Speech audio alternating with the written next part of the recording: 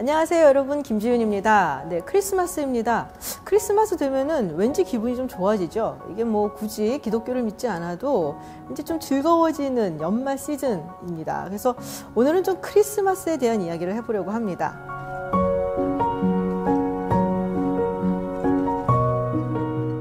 자, 근데 크리스마스, 사실 이게 아기 예수의 탄생일이라고 하는데 이 아기 예수가 12월 25일에 탄생했다라는 기록은 어디에도 없죠. 뭐 그건 우리가 전부 다 아는 이야기고요.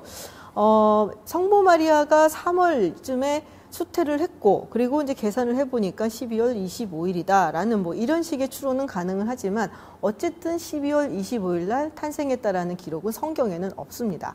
그러면 왜 12월 25일이 아기 예수의 탄생일, 크리스마스가 되었을까요? 크리스마스가 시작이 된 거는 약 4세기경부터라고 하는데요. 네, 기독교를 로마의 국교로 삼은 콘스탄티누스 대제가 이 기독교를 어떻게 하면 로마 국민들이 더 많이 믿게 할까 고민을 했다고 합니다. 그래서 생각을 해낸 게 그 당시에 유행하고 있었던 큰 축제에 함께 좀 묻어가면서 그 기분 좋은 때에 어떤 기독교적인 적적을 남겨보자라고 생각을 했다고 해요. 근데 이 당시에 연말이 되면은 굉장히 많은 사람들이 즐기던 축제가 있었습니다. 바로 농업의 신인 세턴을 기리는 사투르날리아라는 축제인데요.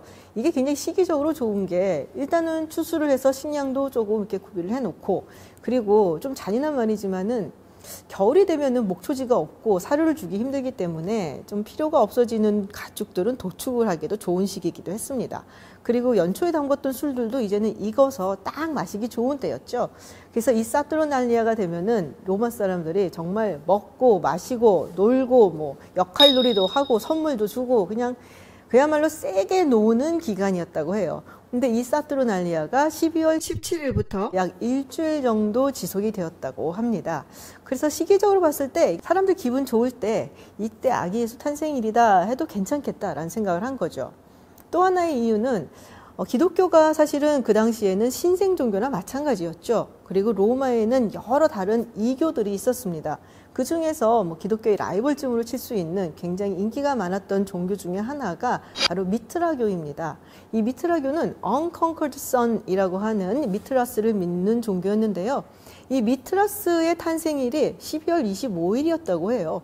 그래서 약간 뭐 라이벌 견제 차원이었는지는 모르겠지만 어쨌든 12월 25일을 교황 율리오 1세가 성탄절로 정했고, 그리고 처음으로 성탄절을 12월 25일 날 지냈다라는 기록이 AD 336년에 남아 있습니다. 그런데 이 크리스마스가 잠시 금지가 됐었던 시기가 있었어요.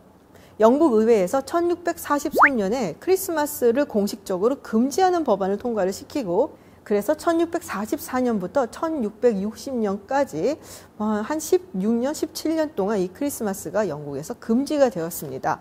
영국은 물론이고 영국령에서도 금지가 되었고요. 자, 그러면은 이걸 누가 금지를 시켰냐? 네, 바로 청교도 혁명을 통해서 영국의 호국경이 되었던 올리버 크롬웰입니다. 여러분 잘들 아시겠지만 이 올리버 크롬웰 굉장히 신실한 청교도 신자고 이거 되게 알려져 있잖아요. 뭣도 하면 안 돼, 이것도 하면 안 돼, 이건 신의 뜻에 어기는 것이야. 그래서 굉장히 많은 금욕주의적인 생활을 요구를 했던 걸로 유명하죠. 그래서 이 올리버 크롬웰과 청교도들이 보기에는 크리스마스가 너무 난잡한 거예요. 그리고 이게 옛날에 뭐 사투르날리아 축제와 비슷하다, 뭐 이렇게 놀았다라는 것도 찝찝하고, 그리고 미트라스의 생일과 똑같다라는 것도 기분이 나쁘고, 그리고 결정적으로 성경 어디를 뒤져봐도 12월 25일에 예수님이 탄생했다는 기록은 없더라라는 이유들을 들어서 크리스마스를 공식적으로 금지를 하게 됩니다. 그런데 사람들이 가장 화나는 게 뭐겠어요? 줬던 거 뺐으면 가장 기분이 나쁘죠. 그러니까 실컷 놀고 즐기고 이때는 한번 조금 뭐 우리 퍼져보자 했었는데 이거 못하게 하니까 화가 나는 거예요. 네, 그뿐만 아니라 이 올리버 크롬웰이 너무 청교도식의 삶을 강요를 하다 보니까 청교도 정권이 무너지게 되죠. 그래서 1660년부터는 다시 이 크리스마스가 돌아오게 됐는데요. 근데 한 가지 재밌는 거는 스코틀랜드에서는 무려 1957년까지 크리스마스가 공식적으로 금지되었었다고 합니다. 물론 스코틀랜드 사람들도 그 이후에 크리스마스를 즐기곤 했지만 어쨌든 법적으로는 금지가 됐었다고 하고요. 뉴잉글랜드로 정착한 영국에서 건너온 청교도들, 이 사람들도 마찬가지로 크리스마스를 지키지 않았다고 해요. 그럼 크리스마스 대신 무엇을 했냐? 바로 땡스기빙을 했던 거죠. 이후 사람들이 크리스마스를 다시금 즐기게 됐고 또 종교적인 의식도 하게 됐는데요. 그런데 이후 산업혁명이 일어나면서 사람들이 살던 곳을 떠나서 도시로 이주해 오고 또 삶이 팍팍해지면서 크리스마스의 전통이 조금씩 쇠락하고 있었습니다. 그런데 우리가 지금 보는 가족들 혹은 사랑하는 연인과 함께 만찬을 하고 또 선물을 주고받는 이런 훈훈한 크리스마스의 모습을 다시 살린 사람이 있습니다. 바로 찰스 디킨스입니다. 네, 여러분 찰스 디킨스의 크리스마스 캐롤이라는 소설 잘 아실 거예요. 영화로도 굉장히 많이 만들어졌기 때문에 우리한테 아주 익숙하죠. 네, 줄거리를 제가 잠시 소개를 해드리면 이 스크루지라는 그야말로 바늘로 찔러도 피 한 방울 안 나올 것 같은 이 수전노가 크리스마스 이브날 꿈을 꾸게 됩니다. 꿈속에서 말리라고 하는 자신의 동업자가 온몸에 쇠사슬을 묶고 나타나는데요. 그렇게 살다가 나처럼 된다 라고 경고를 하죠. 그러면서 크리스마스 과거, 현재, 미래 유령들이 차례로 방문을 하게 되고 그러면서 이 스크루지 영감이 개과천선을 한다라는 아주 훈훈한 이야기입니다. 그런데 이 짧은 소설이 사실은 당시 빅토리아 시대에 참담했던 사회상을 고발하는 소설이었다라는 것은 많은 분들이 잘 모르시더라고요. 네, 이 소설이 쓰여진 것이 1843년입니다. 1840년대를 당시 사람들이 그렇게 불렀다고 해요. The Hungry Forties, 그러니까 배고픈 40년대라는 뜻이죠. 18세기 말부터 시작되었었던 산업혁명으로 인해서 엄청난 경제력을 쌓게 됐는데요. 그 대신에 거기에 같이 편승했었던 사람들은 막대한 부를 쌓게 되고 그렇지 못했던 노동자들은 그야말로 비참한 상황에 놓이게 되는 것이죠. 일자리를 찾아서 많은 사람들이 도시로 오게 되고 그 당시만 하더라도 조그만 타운이었던 리버풀, 맨체스터, 버밍엄 같은 곳이 공업지대로 변하게 됩니다. 그런데 그 당시에는 노동법이라는 게 전혀 존재하지 않았죠. 그냥 돈을 많이 버는 자본가가 시키는 대로 일을 하는 것이 이 노동자들의 숙명이었고 그렇기 때문에 노동 환경도 정말 처참할 정도로 안 좋았습니다. 그 중에서도 심각했던 것이 바로 아동 노동이었어요. 차일드 레이버라고 이야기를 하죠. 지금이야 모든 아이들이 의무적으로 공공교육을 받아야 되고 또 그거를 제공하지 않으면은 부모들이 벌을 받게 되어 있죠. 하지만 당시에는 부유한 집안에서 태어난 아이들은 아주 좋은 교육을 받으면서 유모의 손에서 크게 되지만 가난한 집에서 혹은 노동자의 집에서 태어난 아이들은 몸을 가누기 시작하면서 노동 현장에 투입이 됩니다. 만 4세, 5세가 된 아이들이 노동 현장으로 가는 일도 굉장히 많았다고 해요. 그럼 아이들이 왜 노동 현장에 투입이 되고 이 아이들이 선호가 됐는가? 한 두 가지 이유가 있는데요. 일단은 아이들이 체구가 작죠. 그러니까 기계가 빽빽히 들어서 있는 조그만 공간이 아주 좁은 곳에 아이들이 들어가기가 굉장히 좋았다고 해요. 그리고 좁은 갱도라든지 아니면 굴뚝을 청소하는 데도 아이들이 딱이었다라고 이야기를 하고요. 성냥 공장에서도 굉장히 많은 아이들이 일을 했었습니다. 우리가 안데르센의 성냥팔이 소녀 이야기를 잘 알고 있죠. 이 동화 역시 성냥을 팔다가 죽어가는 불쌍한 소녀의 이야기인데요. 사실 이런 이야기가 있어요. 이 성냥팔이 소녀가 결국에는 성냥 공장에서 일을 하다가 퇴직금조로 받은 성냥을 가지고 나와서 팔다가 결국에는 사망하는 이야기를 담은 것이다 라는 약간 좀 잔혹동화 같은 이야기인 것이죠. 또 하나의 이유는 아무래도 어린 아이이기 때문에 임금이 낮았다는 것입니다. 그만큼 아이들이 그 당시에는 상당히 많이 잔혹하게 착취되었었다라는 점을 고발하고 있는 것입니다. 아무튼 이 시대는 산업혁명으로 인해서 영국의 경제는 급속도로 성장을 하고 또 제국주의가 꽃피던 시절이었습니다. 그리고 정부가 가난한 사람들을 구해줘야 된다라는 생각을 아직 못하던 때였어요. Scoundrels vs. Strivers라는 슬로건이 있었는데요. 이게 식객 대 노력하는 사람이란 뜻입니다. 열심히 노력하면 밥을 벌어 먹을 수 있는 것이고 안 그런 사람들은 그럴 자격이 없다라는 사조인 것이죠. 그리고 이 사조의 대표적인 인물이 인구론을 이야기했었던 토마스 멜서스입니다. 여러분들 멜서스 이야기를 많이 들어보셨을 거예요. 인구가 증폭하기 때문에 앞으로 우리가 식량난을 겪게 될 것이다 라는 이야기를 했었는데요. 거기까지만 알고 있는데 사실 멜서스가 하고 싶었던 이야기는 또 하나가 있습니다. 그렇기 때문에 가난한 사람들이 자꾸 아이를 낳는 것은 상당히 불합리하다라는 말이었죠. 소설로 돌아가 보겠습니다. 여기에 굉장히 중요한 인물들이 등장을 하는데요. 먼저 스크루지 영감이 있겠죠. 네, 정말 잔혹한, 동정이나 자비는 1도 없는 그런 잔혹한 자본가의 모습을 나타낸다라고 할 수가 있어요. 두 번째로는 이 스크루지 밑에서 일하는 직원인 밥 크리쳇의 가족입니다. 그 중에서도 막내 아들이죠. 타이니 팀이라고 하는 병약하고 그리고 어릴 때 병을 앓아서 지금 목발을 짚고 다녀야 하는 막내 아들 팀입니다. 스크루지가 크리스마스 현재 유령과 함께 이 밥 크리쳇의 가족이 보내고 있는 장면을 보면서 이 질문을 하죠. 저 타이니 팀이 살아남을 수 있겠냐라는 질문을 했을 때 현재 유령이 이렇게 얘기를 합니다.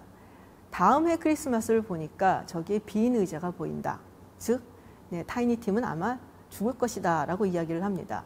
그 이야기를 듣고 스크루지가 괴로워하니까 현재 유령이 이런 말을 해요. If he be like to die, he had better do it and decrease the surplus population. 한국말로 번역을 하자면은 저렇게 살 바에 죽을 운명이라면 차라리 죽는 것이 낫지. 인구 과잉 시대라는데 인구도 줄이고 말이야 라는 뜻입니다. 네, 사실 이 말은 스크루지가 그 앞에서 했었던 이야기인데요. 어떻게 보면은 멜서스와 같은 당시의 식자들 혹은 엘리트들을 저격한 이야기라고 할 수 있죠. 그리고 또 이런 말도 해요. 자기들은 호의호식하면서 헐벗은 이웃들은 하나도 돌보지 않고 그러면서 인구 과잉이 뭐니 떠드는 꼴이라니 라는 말을 현재 유령이 이야기합니다. 마지막으로 또 중요한 인물 둘이 있습니다. 이 크리스마스 현재 유령이 망토를 딱 젖혔을 때 그 안에서 아이 2명이 나와요. 네, 둘 다 굉장히 헐벗고 정말 빼빼 마른 처참한 모습을 하고 있는데요. 남자 아이의 이름은 ignorance, 무지라는 뜻이고요. 또 여자 아이의 이름은 want, 결핍이라는 뜻입니다. 즉, 가진 사람들 혹은 부유층의 무지로 인해서 이렇게 아이들이 결핍 상태에서 살고 있다라는 이야기고 결국에는 우리 사회는 파멸로 이끌 것이다 라는 의미를 가지고 있다고 합니다. 상당히 재미있는 것은 이 소설에 사파가 있어요. 근데 이 사파에서 이 장면이 그려져 있는데 이 아이들과 이 현재 유령의 뒤편에는 공장의 굴뚝이 보인다는 겁니다. 산업혁명으로 인해서 굉장히 경제적인 부를 이루었지만 이렇게 가난한 사람들, 소외된 사람들을 돌보지 않고 계속 앞만 보고 간다면 우리 사회는 파멸로 갈 것이다 라는 메시지를 아마 디킨스가 던지고 싶지 않았나 라는 생각을 합니다. 다행히도 스크루지는 잠에서 깨서 완전히 다른 사람이 되죠. 타이니 팀의 후원자가 되겠다는 이야기도 하고 무엇보다도 월급을 올려줍니다. 그래서 해피엔딩으로 끝나기는 하는데요. 그래서 디킨스가 이 소설을 통해서 말하고 싶었던 것은 크리스마스라는 것이 가난한 사람이든 부유한 사람이든 모두에게 행복한 명절이 되어야 하고 그리고 특히 많은 것을 가진 사람들은 이 시즌을 맞아서 가난한 사람들에게 나누어줘야 된다. 그런 덕목을 발휘해야 된다라는 메시지를 던지고 싶었다라고 생각합니다. 그래서 크리스마스 캐롤이 나온 1843년 이후부터는 크리스마스라는 날은 가족끼리 모여서 함께 만찬을 즐기고 그리고 서로 간에 사랑을 확인을 하고 선물을 주고받고 자선 사업을 하는 그런 훈훈한 시기로 변했다라는 것이 많은 사람들의 이야기입니다. 자, 제가 어렸을 때에는 사실은 크리스마스 카드를 주고받곤 했었어요. 요새는 사실 온라인으로 혹은 메시지로 많이 주고받는데 지금은 아직도 아날로그 감성이 있어서 저는 크리스마스 카드를 좀 보고는 하는데요. 이 크리스마스 카드가 처음 나온 것도 사실은 1843년입니다. 당시에 헨리 콜 경이 영국의 우편 시스템을 재정비하는 사람 중에 한 명이었어요. 그래서 그 시기 즈음에서는 영국에서 우편을 보내고 하는 것이 굉장히 가격이 낮춰졌습니다. 가격을 낮췄으니까 수지타산이 맞으려면은 많은 사람들이 우편 시스템을 사용을 해야겠죠. 그래서 생각해낸 것이 크리스마스 때 카드를 주고받게 해보자 라고 해서 이 크리스마스 카드 쓰는 것을 장려를 했다고 해요.